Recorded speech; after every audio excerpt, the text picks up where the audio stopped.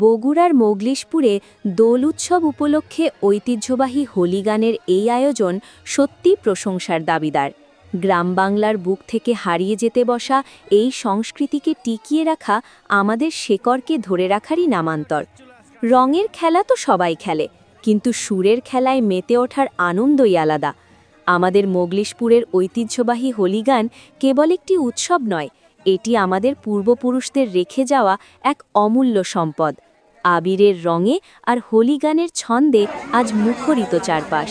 এই ঐতিহ্য বেঁচে থাকুক আমাদের হৃদয়ে।